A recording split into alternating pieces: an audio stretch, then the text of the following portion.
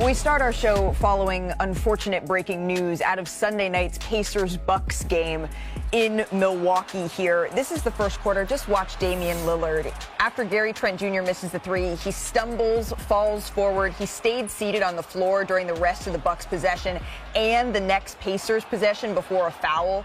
Lillard needed help getting off of the floor here. This had all the hallmarks of an Achilles injury, non-contact, goes down holding the back of that calf here. Just one more look.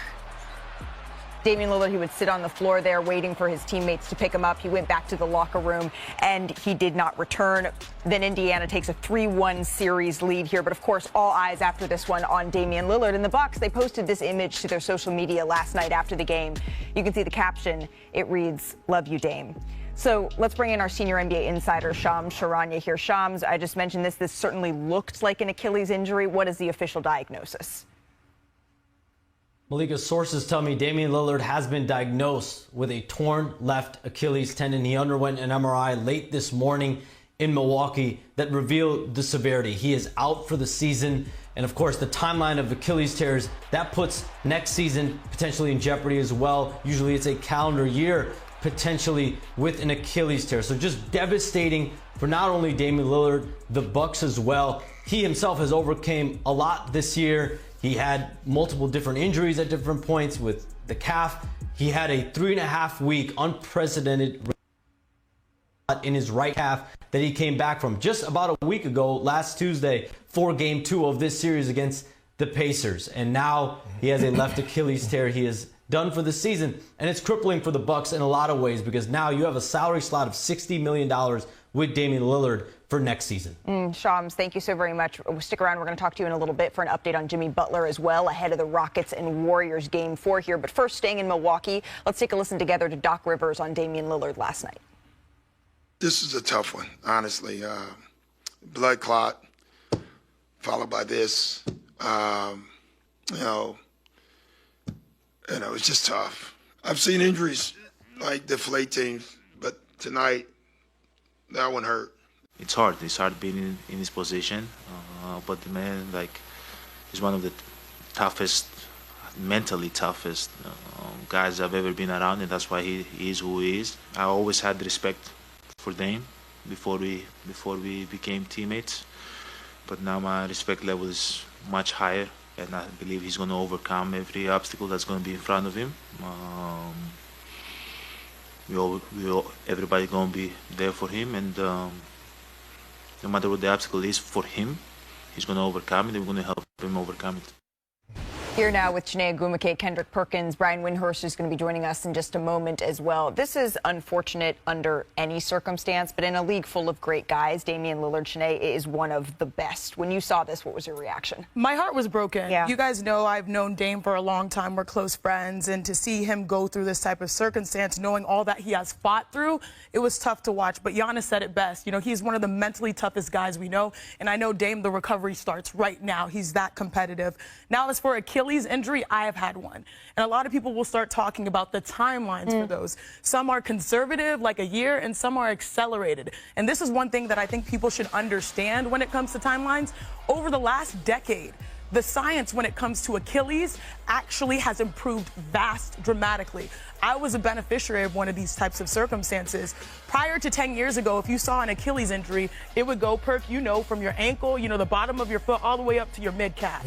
Now these surgeries have really allowed athletes to come back quicker. Now that scar is about 2 inches long. We've also seen some amazing comebacks from Kevin Durant to Breanna Stewart, who had an MVP season and a championship after tearing her Achilles. Alyssa Thomas, that's my former teammate who went through it. The timeline has shifted. People can come back quicker, but still, I think, given the point in Dame's career, he's going to be smart and probably go the long, haul for this type of situation.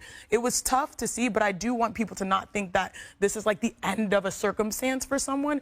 More so, it's the fact that, science has helped athletes recover quicker than before. Well, one, we want him to hurry up and get back on the floor because he's a joy and a blessing to watch. He never cheats the game. One of the most elite scorers that we have ever seen at the point guard position. But you have to start to wonder, right, at this stage of his career, 34 years old. The timing The timing. And when you talk about what he needs and what he was trying to accomplish, obviously forcing his way out of Portland, going team up with Giannis Antetokounmpo, it was all about championships. And you only have a certain amount of time or a window when you talk about competing for a championship. And you look at the young studs that's coming up, Tatum, Anthony Edwards, all those guys that are coming up right about, Oh, no, you're right. That are coming up right about now. And so that's the only thing that's the second thing that came to mind is like, when he does return, is it going to be too late for us, him being able to go out there and try to go pursue and win a ring? And those players that I mentioned, Perk, you're right. Kevin Durant, Breanna Stewart, Stewie's like 6'4", 6'5". KD's 7 feet. He can shoot, right? She can shoot over people. Dame being a little bit smaller, trying to, maximize his explosive or athleticism. The rest of that, that is harder for a guy like him. Right, and Damian Lillard is 34. Kevin Durant was 30, and so you kind of look at those differences as well. I want to bring in Brian Windhorst joining us from Miami here. Just devastating news for Damian Lillard for the Milwaukee Bucks. And when you start to look towards the future of Milwaukee, what changes, Brian, in the immediate future here? Yeah, Malika, obviously everybody feels for Dame Lillard. He's a top 75 all-time player, but it would be intellectually dishonest not to talk that the league's reaction is, what does this mean for Giannis Antetokounmpo? This is now going to be potentially 3 consecutive years that the Bucks don't reach the second round. Of the last 9 playoff games that Giannis has even played in, they are 1-8 in those games, despite him averaging 30, 15, and 6 assists.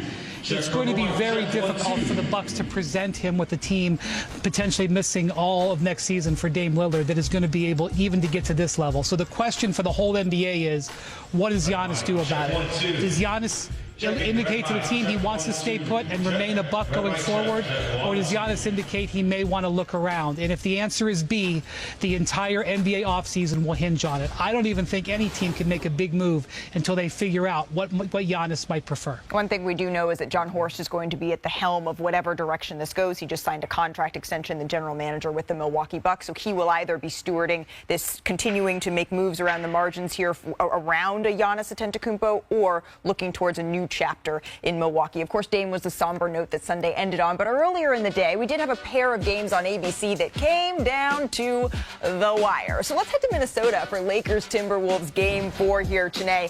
Anthony Edwards and LeBron James, they've got a little bit chippy early on. A little tussle here, and this is what Ant loves, right? Ant is talking to Bron, then he's physical with him, and Bron, I like this. He's like, I might be 40, but you can't call me shorty, okay?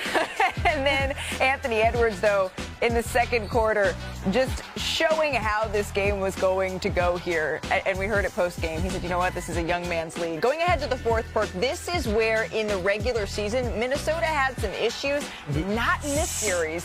Maybe I voted him too early. I should have voted him for most clutch player in the postseason, because damn it, he's been cooking. Not your boy Brunson. But all I've been hearing, Anthony Edwards, he shoot too many threes. Guess what? He make a whole lot Pay it off right now. The Lakers have a response here, though. Austin Reeves, after a slow first half, got going here in the second. Huge 3 there. And then Julius Randle looking, gives it up to Dante DiVincenzo, blocked by Jimmy. We got the iconic call, and shout out to Richard Jefferson, because this paid off on the other end with another knockdown. And this is when I thought, okay, maybe the Lakers are going to hold on in this one after the Dorian Finney-Smith. All started with that block from LeBron James. Huge defensive effort there. But then in the final seconds here, Sinead, this play stood out.